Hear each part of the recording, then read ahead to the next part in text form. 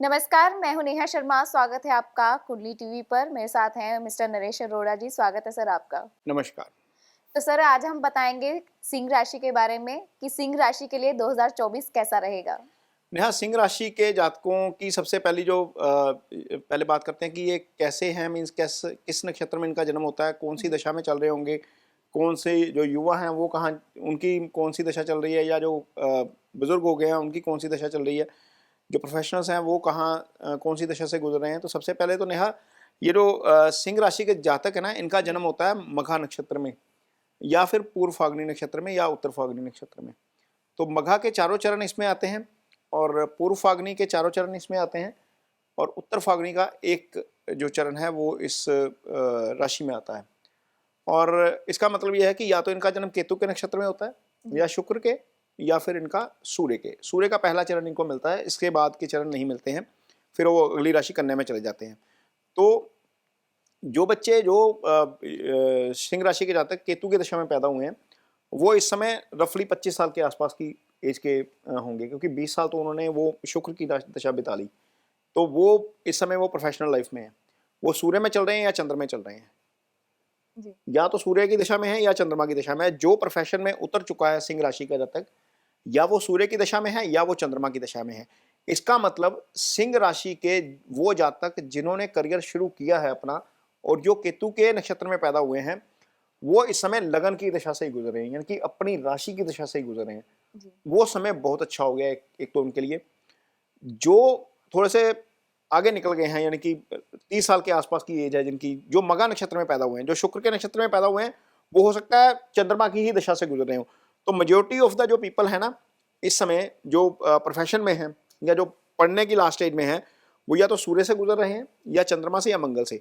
इन तीनों का टन्योर बहुत ज़्यादा नहीं होता। चंद्रमा 10 साल करते हैं, मंगल 7 साल, और सूर्य का लगभग 6 साल के आसपास।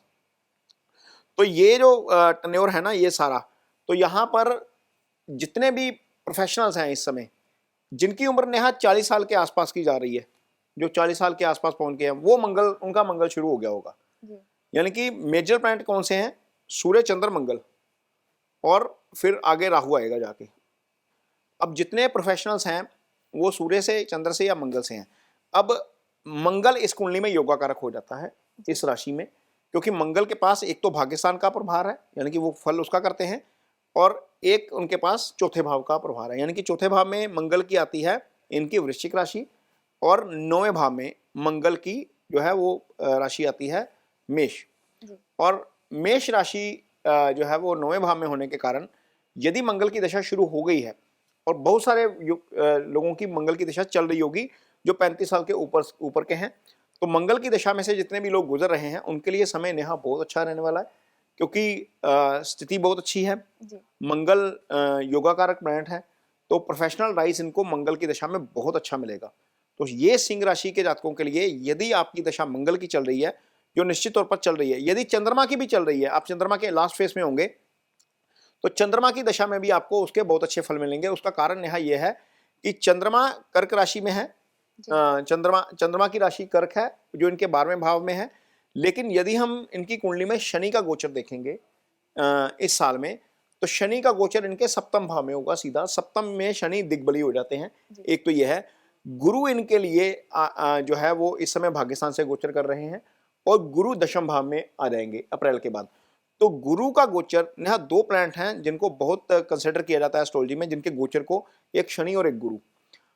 गुरु जो है वो 9वें और 10वें दोनों में इनके लिए बहुत अच्छा फल करेंगे। हालांकि 9वें का गुरु बहुत अच्छा फल करता है, यानी कि साल की शुरुआत में ही इनको बहुत अच्छे फल मिलेंगे, क्योंकि भाग्यस्थान में गुरु है, और वहां पर 30 अप्रैल तक गुरु इनकी राशि को देखेंगे, गुरु इनके पंचम भाव को देखेंगे।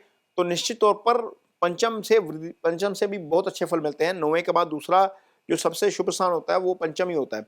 यानी कि नेहा, एक तो गुरु की दृष्टि पंचम के ऊपर होने का मतलब है कि जिनको संतान नहीं हुई जी। उनको संतान हो सकती है। ये हम युवाओं की बात कर रहे हैं, सारे जो प्रोफेशनल हैं ऑलरेडी, जी। जिनकी शादी नहीं हुई उनकी शादी भी हो सकती है, क्योंकि पंचम से रिश्ता भी आता है। ये स्थिति रहेगी नेहा अप्रैल 30 2024 तक। उसके बाद गुरु गोचर कर जाएंगे 10वें भाव में। तो 10वें भाव में जब गुरु गोचर करते हैं, तो नेहा उन लोगों के लिए बहुत अच्छा है जिनके हाथ में जॉब नहीं है, जी। जिन्होंने नया कारोबार शुरू करना है, क्योंकि गुरु की दृष्टि जाएगी दूसरे भाव के ऊपर। दूसरे भाव से हम पहली जॉब या पहली अर्निंग देखते हैं लाइफ में। तो वहां पर जिनके जॉब नहीं है, जिन्होंने अपना पहला कारोबार शुरू करना है, नई जॉब शुरू करनी है, तो पहली अर्निंग सिंह राशि वालों के लिए 30 अप्रैल के बाद शुरू होगी। जो एफर्ट कर रहे हैं, जिनको लगता है कि वो करना चाहिए, तो वो उनके लिए इसके बाद शुरू होगी 30 अप्रैल के बाद। और दूसरा गुरु की दृष्टि जाएगी चौथे भाव के ऊपर सीधी। चौथा भाव क्या है? चौथा भाव आपका सुख स्थान है। यहाँ लाइफ में जितनी हम प्रॉपर्टी खरीदते हैं, एसेट्स खरीदते हैं, मकान है, बंगला है, गाड़ी है, कुछ भी है, तो सिंह राशि के जो जातक प्लान कर रहे हैं कि उन्होंने अगले साल मकान खरीदना है अपने लिए, या नई कार खरीदनी है, जी। या कोई ऐसे संसाधन खरीदने हैं जो